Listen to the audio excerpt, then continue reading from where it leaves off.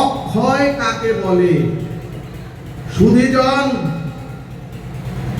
ভাগবত বলছেন যে বস্তুর কখনো ক্ষয় বা যে বস্তুর কখনো কোনো লয় নাই তাকেই বলে অক্ষয়।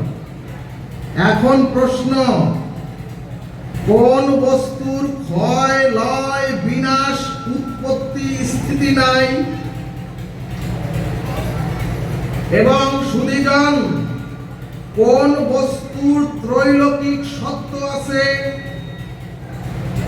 এখানে ভাগবত বললেন একমাত্র এই চরাচর জগতে ভক্তি ভগবান গুরুদেব ভজনী হলো অক্ষয়।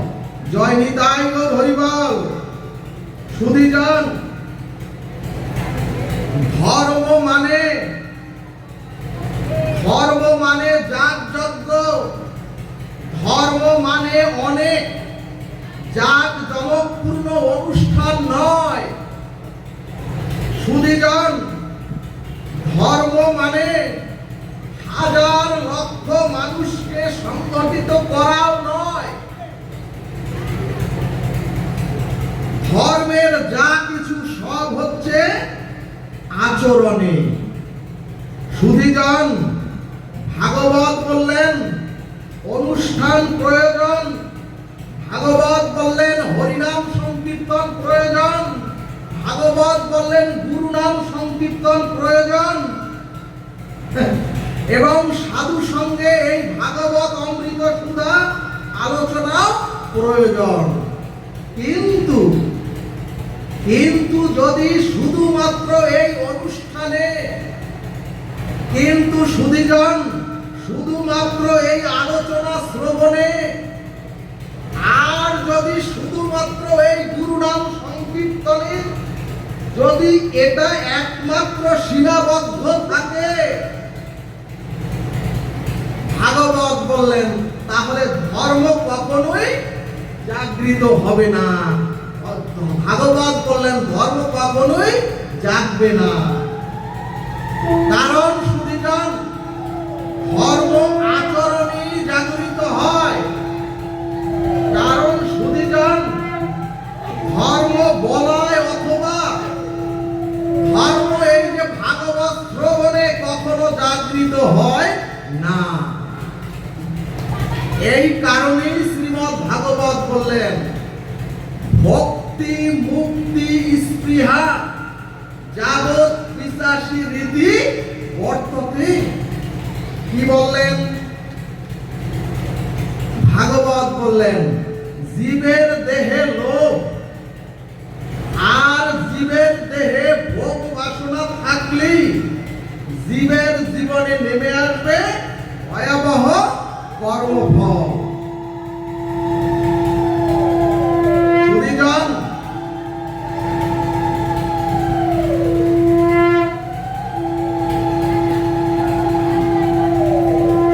সুধীজন, আপনারা যে তুলসী আরতি করলেন, যে তুলসীকে দেখছেন, এই তুলসী সীতা হয়ে এসে কর্মফল জগৎকে দেখালেন। কি দেখালেন?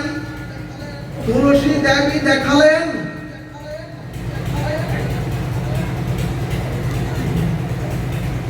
রিপিট হচ্ছে কেন বাবা? ইকোটা কমিয়ে দাও।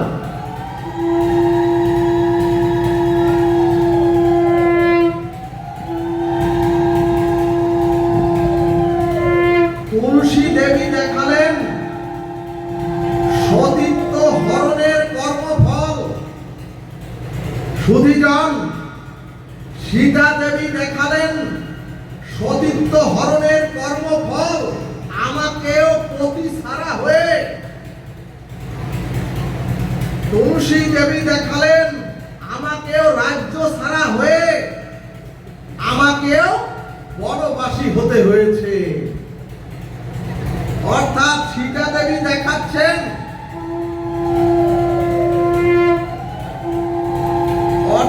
সুধীজন, সীতা দেবী দেখাচ্ছেন কর্ম ফলে আমাকেও ছাড়েনি। ও দেবী, তাহলে তোমাদের ছাড়বে কেন? এছাড়াও শাস্ত্রের কি মর্মান্তিক কথা! ভগবানকেও কি কর্মফল ভোগ করতে হয়?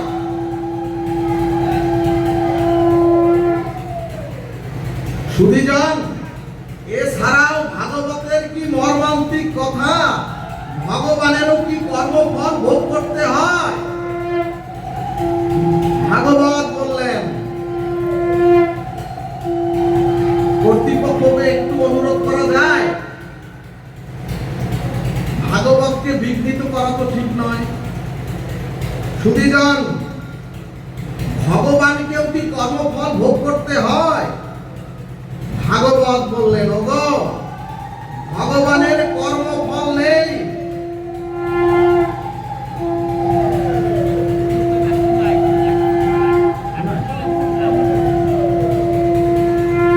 ভাগবত বললেন, ভগবানের কর্মফল নেই। ওগো, কর্ম যদি বিক্রিয়া হয়, ওগো, চরাচরে মনুষ্য প্রাপ্ত হয়ে এসে যদি তার জীবনে অশাস্ত্রীয় কর্ম হয়, তাহলে কারণ এ চরাচরে ক্ষমা নাই।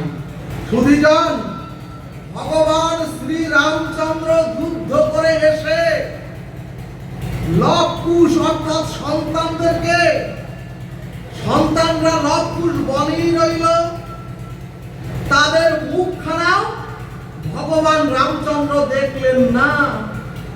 আবার যখন লবকুশ সঙ্গে যখন তার মিলন হলো, তখনই ভগবান রামচন্দ্রের অপ্রকট হওয়ার সময় হয়ে এল।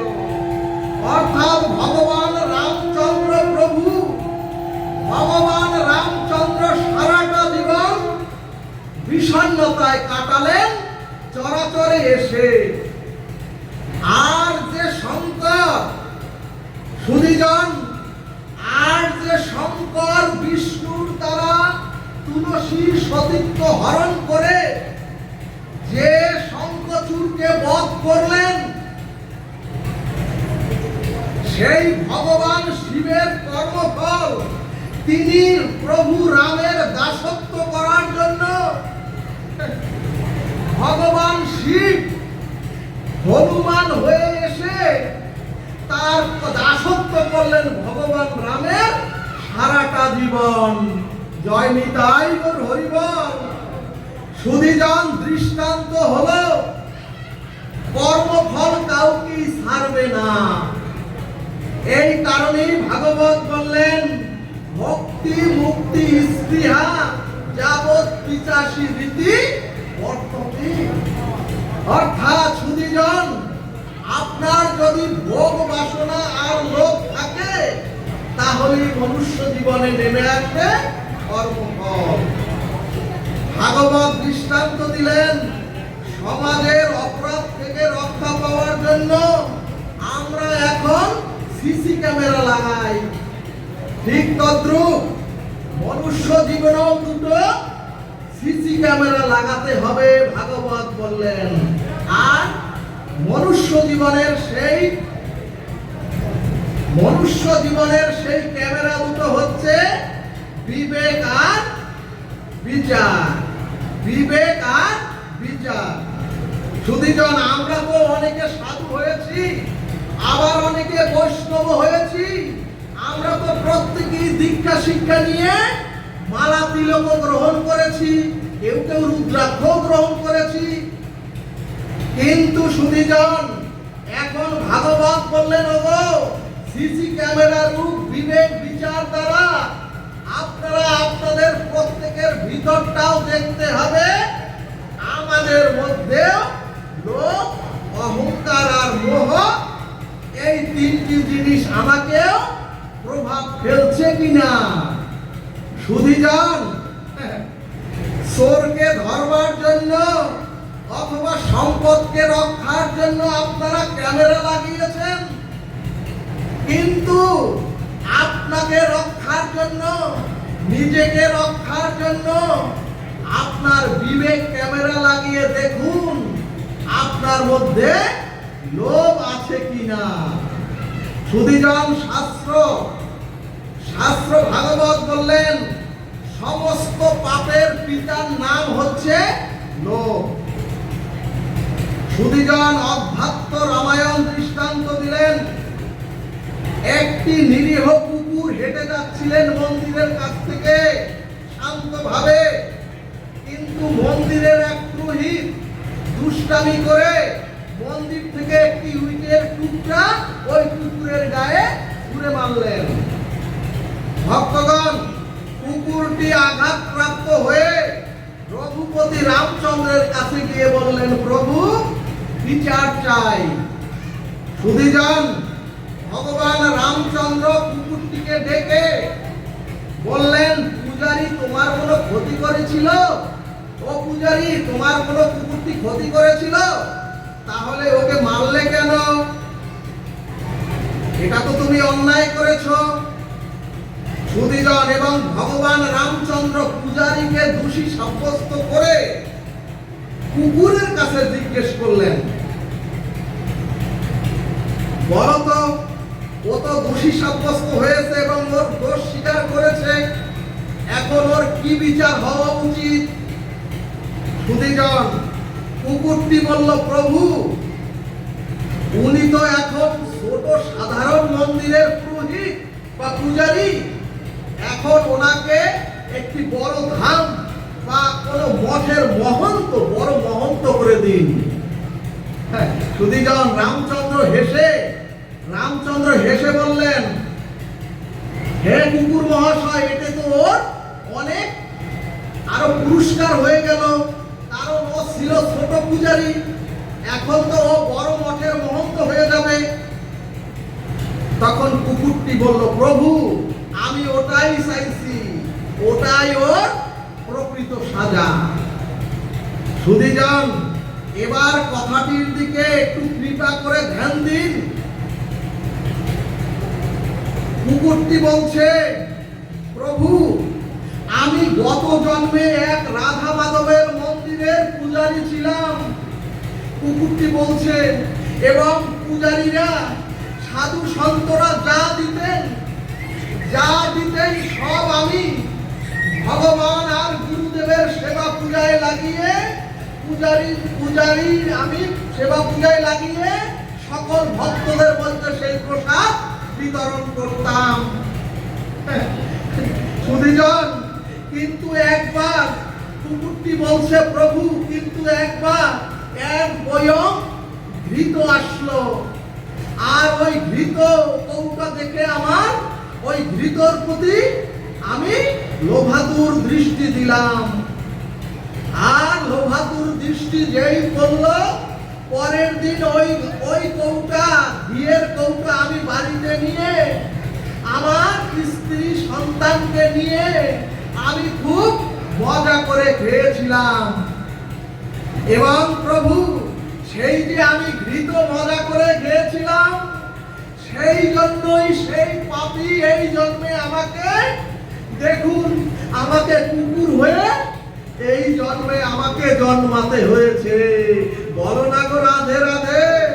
ঠিক তদ্রূপ ওই পূজারীও যখন মহন্ত হবে বড় মঠে, আর এই স্বভাব ওর মধ্যে যখন থাকবে, ওর এই পরিণতির সাজা ভোগ করতে হবে। এই জন্যই আমরা যারা মঠ মন্দিরে থাকি, আর আমরা যারা মঠ মন্দিরের কোন ধর্মীয় কমিটিতে থাকি, ভাগবত বলছেন, আর যারা বিশ্বাস করে আমাদের হাতে গুরু গোবিন্দকে সেবার জন্য অর্থ ফল টাকা করি দেয়, ভাগবত বলছে, ওগো ওই টাকা পয়সা অথবা ওই দ্রব্যগুলো যদি কখনোই মনের ভুলেও তোমরা যদি নিজের ভোগে লাগাও, যদি কখনো লাগাবেন না, কারণ এর পরিণতি খুবই ভয়াবহ হয়। এই কারণেই ভাগবত বললেন, লোক মানুষকে কর্মফলের শেষ পরিণতিতে নিয়ে যায়। দ্বিতীয় বললেন মোহ। সুধীজন, আপনারা শুনতে পান কিনা? ভক্তগণ, বেদাদি শাস্ত্র বললেন ভগবান থেকে, ওই শ্রী গুরুদেব থেকে যদি সংসারে আপনার কারো প্রতি মোহ বেশি জন্ম নেয়, যদি ভগবান থেকে, গুরুদেব থেকে যদি সংসারের কারো প্রতি আপনার মোহ বেশি জন্ম নেয়, জানবেন আপনিও কর্মফলে জালে ভেসে গিয়েছেন। জয় নিতাই গৌর হরিবল। এই কারণেই জীবকে মোহ থেকে বাঁচবার জন্য ভাগবত শাস্ত্র জীবকে দুটি জিনিস থেকে সতর্ক হতে বলেছেন। একটি হলো নারী, আর দ্বিতীয় হলো সম্পদ। সুধীগণ, ভক্তগণ, ভাগবত বলছে পুরুষ থাকবে নারীর প্রতি সতর্ক, আর নারী থাকবে পুরুষের প্রতি সতর্ক। ভাগবত বললেন, হোক সে আপনার একান্তই গুরুবন, হোক সে আপনার নিকটতম কোনো বোন, তবুও অধিক সময় মোবাইলে অথবা কখনোই অধিক সময় তার সাথে একান্তে কথাবার্তা বলবেন না। ভাগবত বলছে যদি অধিক সময় মোবাইলে অথবা কথাবার্তা বলেন, আপনার ওনার প্রতি মোহ চলে আসতে পারে। এমনকি সুধীজন, কোন নারীর সঙ্গে অধিকক্ষণ পুরুষের কথা বলা, অথবা কোন পুরুষ যদি কোন নারীর সঙ্গে সুখ দুঃখের অনেকক্ষণ আলাপ করে, অথবা সুখ দুঃখের ভাব বিনিময় করে, ভাগবত বলছে তাহলে আপনাদের জীবনেও মোহ তৈরি হতে পারে। এই কারণেই ভাগবত বললেন, ওগো, যদি কারো হৃদয়ে মাতৃজ্ঞান না আসে, চরাচরে মনুষ্যপ্রাপ্ত হয়ে যদি কারো হৃদয় গ্রন্থিতে নারীদের প্রতি মাতৃত্ব ভাব না আসে, তাহলে কোন নারীর দ্বারা পুরুষ, সে হোক যত বড় সাধু সন্ন্যাসী, তার চরণ ধৌত করতেও যাবেন না। আমি বলছি না, ভাগবত বলছে। আরেকটি অনুরোধ করব, ভাগবতের টিকায় বলছে কোন তান্ত্রিক কবিরাজের কাছে কখনোই মায়েরা একা যাবেন না, অবশ্যই দুই একজন সাথে নিয়ে যাবেন। এরপরে আরেকটি হলো অহংকার। সুধীজন, পৃথিবীতে মানুষের অধঃপতনের একটাই কারণ, সেটা হলো অহংকার। মহাভারত দৃষ্টান্তে বললেন, ওগো, সামনে জল বুঝতে না পেরে দুর্যোধন পড়ে গেলেন ওই জলের মধ্যে। অর্থাৎ সুধীজন, ইন্দ্রপ্রস্থটা বিশ্বকর্মা এমন ভাবে তৈরি করেছিলেন, সামনে সমান দেখা যাচ্ছে কিন্তু আসলে সামনে জল। আর যখনই দুর্যোধন জলের মধ্যে ডুবে পড়ে গেলেন, তখনই দ্রৌপদী অট্ট হাসি হেসে, যখনই ইন্দ্রপ্রস্থের মধ্যে জলে পড়ে গেলেন, তখনই দ্রৌপদী অট্ট হাসি দিয়ে অহংকারে বলে উঠলেন, অন্ধের পুত্র তো অন্ধ হবেই। সুধীগণ, ভক্তবৃন্দ, এখানে শাস্ত্রজ্ঞ মহাজনগণ আছেন।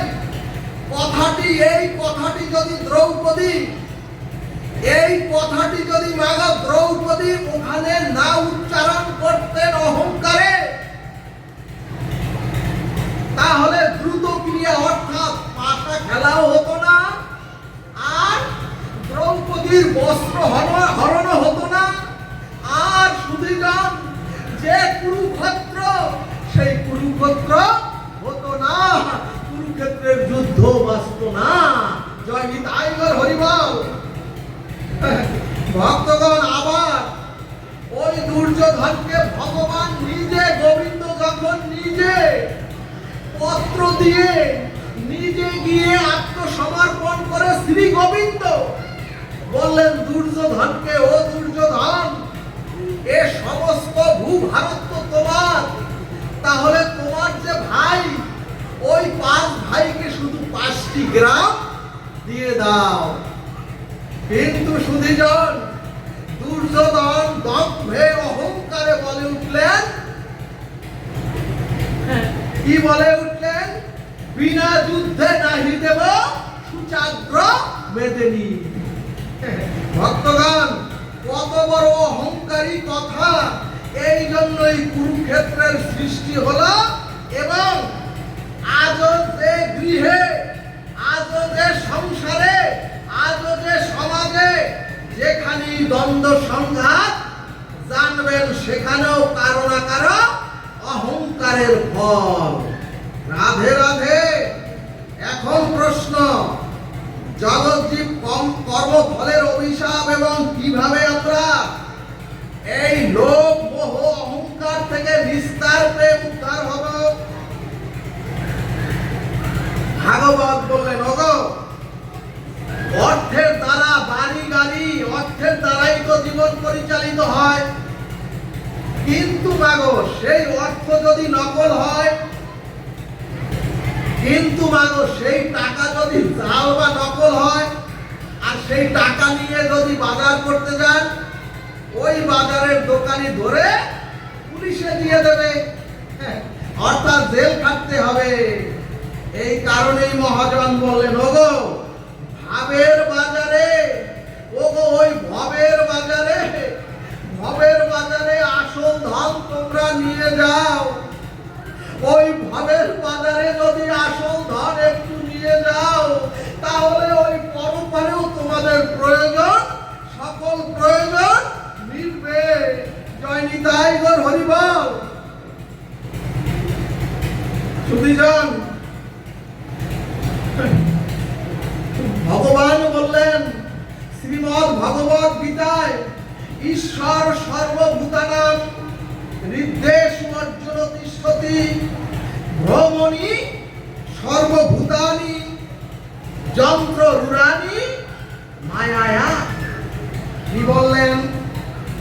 ভগবান বললেন সর্বভূতে ভগবানের স্থিতি এবং সর্বস্থানে ভগবানের ব্যক্তি। কিন্তু বিশেষ করে ভগবান বললেন হৃদ্দেশু অর্জুন তিষ্ঠতি।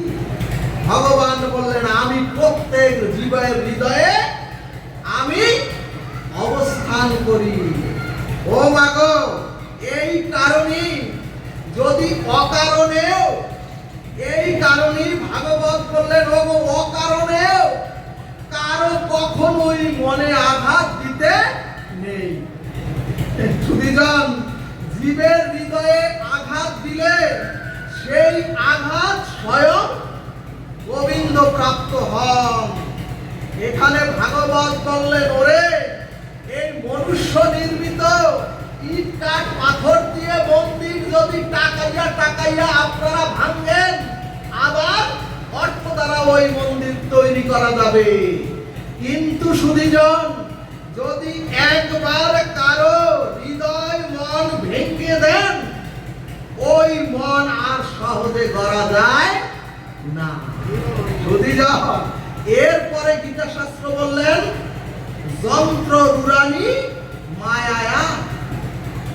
সুধীজন, গীতা শাস্ত্র বললেন সমস্ত প্রাণীর দেহে অবস্থিত থেকে ভগবান বলছেন আমি নিজ মায়া দ্বারা শরীর রূপ যন্ত্রে আরূঢ় হয়ে সমস্ত জীবকে তাদের স্বভাব অনুসারে আমি ভগবান সকল জীবকে পরিভ্রমণ করাই।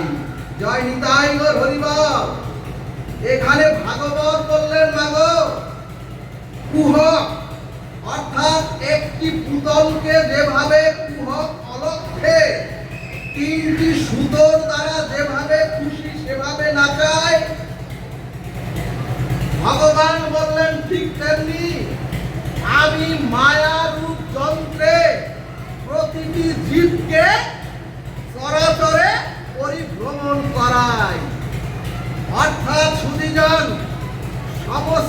জীব যা করছে তার পিছনে ভগবান যন্ত্ররূপে সমস্ত জীবকে পরিভ্রমণ করাচ্ছেন। রাধে রাধে ভক্তগণ, প্রায় প্রতিটি মানুষ একটি প্রচলিত কথা আমরা বলি, ঈশ্বরের ইচ্ছা ব্যতীত কোনো কিছু সংগঠিত হয় না। আবার বলতে বলতে আমরা এও বলি ঈশ্বরের গুরুদেবের ইচ্ছা ছাড়া একটি পাতাও পড়ে না। কিন্তু সুধীজন, বাবা কথা বলো না, হেঁটো না। সুধীজন, এই কথার অর্থ হলো,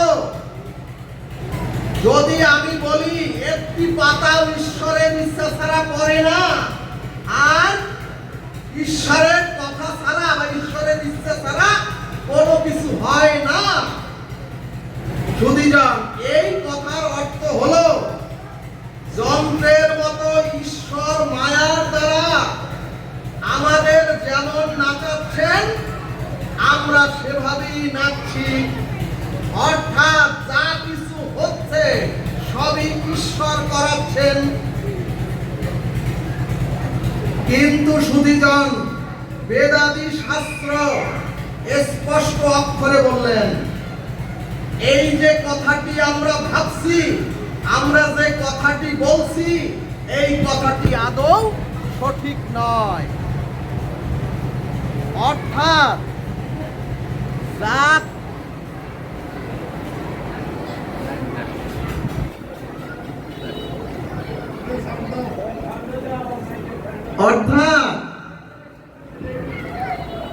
সুধীজন, আমরা তো ভাবি বা আমরা বলি ঈশ্বর যা কিছু হচ্ছে সব ঈশ্বর করাচ্ছেন, কিন্তু বেদাদি শাস্ত্র বললেন এই কথাটা আদৌ সত্য নয়। ভাগবতে কেন আসতে হয় মাগো? অর্থাৎ যা কিছু হচ্ছে সবই ঈশ্বর করাচ্ছেন, এই কথাটি আমরা যারা মনে করি আর যারা বলি, কথাটি ঠিক নয়। ভাগবত সিদ্ধান্তে দিলেন ঈশ্বর যা করান তাই যদি আমরা করি, গোবিন্দ যা করান তাই যদি আমরা করি, তাহলে শাস্ত্রে শুধু লেখা থাকতো, বেদাদি শাস্ত্রে লেখা থাকতো ঈশ্বর যা করান তাই হয় এবং তোমরা তাই মেনে নাও। কিন্তু সুধীজন, বেদাদি শাস্ত্র সিদ্ধান্তে বললেন একটা হচ্ছে বিধি আর একটা হচ্ছে নিষেধ।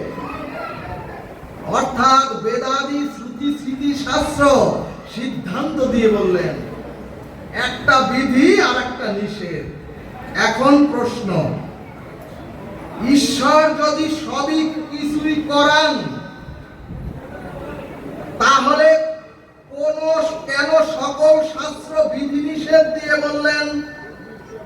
সুধীজন, যদি ঈশ্বরই সব করান, তাহলে শাস্ত্র বিধি নিষেধ দিয়ে কেন বললেন একটা করণীয় কর্তব্য আর একটা অকরণীয় নিষেধ? ভগবান তো অক্ষর ব্রহ্ম রূপে শাস্ত্রে প্রকাশ হয়েছে। ভাগবত বললেন যদি ঈশ্বর যন্ত্রের মতো আমাদের দ্বারা সবকিছুই করান, তাহলে তো স্বর্গ নরক থাকার কথা ছিল না। সুধীজন, ভালোভাবে বুঝবেন, কারণ ঈশ্বর যা করান তা তো কখনোই পাপ কর্ম হতে পারে না, এবং ঈশ্বর তো অমঙ্গল অশাস্ত্রীয়, কখনোই মন্দ কাজ ঈশ্বর করাতে পারেন না। এরপরে ভাগবত মজার কথা বললেন, ওগো, যিনি কর্ম করেন তিনি তো সেই কর্মের ফল ভোগ করেন, অন্য কেউ তো সেই কর্মের ফল ভোগ করে না। অর্থাৎ সুধীজন, আপনি ক্ষুধা নিবৃত্তির জন্য যদি আহার করেন, তাহলে তো আমার ক্ষুধা যাবে না। তাহলে ভক্তগণ, ঈশ্বর যদি সমস্ত কর্ম করান, তাহলে তাহলে কর্মফল তো ওই ঈশ্বরই ভোগ করবেন। তাহলে কর্মফল আপনি, আমি, আমরা ভোগ করতে যাব কেন? সুধীজন, ভগবান তো বলে দিয়েছেন সর্বভূতানি যন্ত্র রূঢ়ানি মায়া, অর্থাৎ আমি মায়ার দ্বারা যন্ত্রের মতো জীবকে পরিচালিত করি। এখানে ভাগবত দৃষ্টান্ত বললেন।